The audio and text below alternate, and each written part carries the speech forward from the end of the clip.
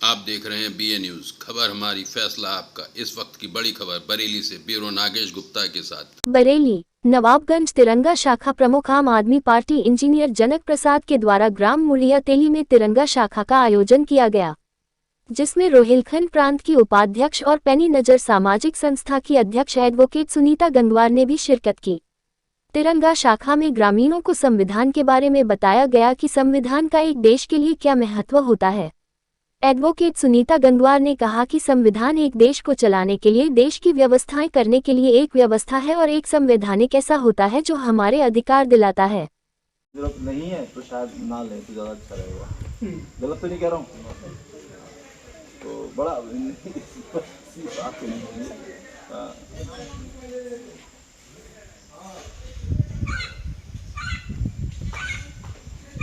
WhatsApp बड़ा परेशान करता है। मैं जनक प्रसाद देश के स्वतंत्र नागरिक होने के नाते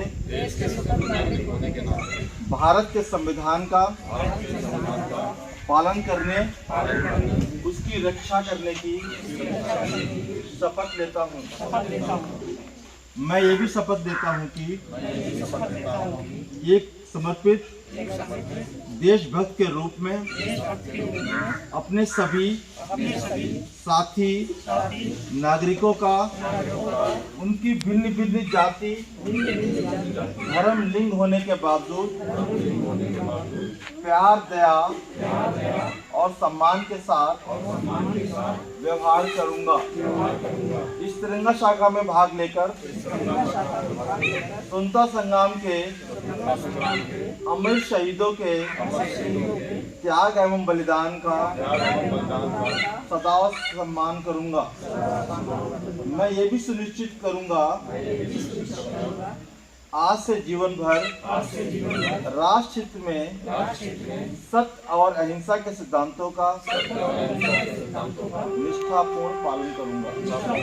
जय हिंद। ऐसी व्यवस्था को बनाना जिससे हम पूरे देश के नागरिकों का एक उचित विकास कर सकें, एक हम पूरे देश को एक उचित स्तर प्रदान कर सकें। जो हमारे देश में असमानताएं होती हैं, विभिन्नताओं के रहते भी असमानताएं हो जाती हैं, उस असमानताओं को हम कम से कम कर सकें। जैसे शिक्षा है, संविधान हमें शिक्षा का अधिकार देता है। बाबा साहेब अम्बेडकर ने जो संविधान रचा भारत के लिए, उस संविधान के बल पर ही मैं आज आपके सामने खड़ी हूँ। ये मेरा भी गांव है, मेरी ससुराल है। मैं इतनी शिक्षा जो प्राप्त कर पाई हूँ, किस बल पर? इस संविधान ने मुझे ताकत दी, समानता का अधिकार दिया कि सबको शिक्षा पाने का समान अधिकार है। नहीं तो मनुस्मृति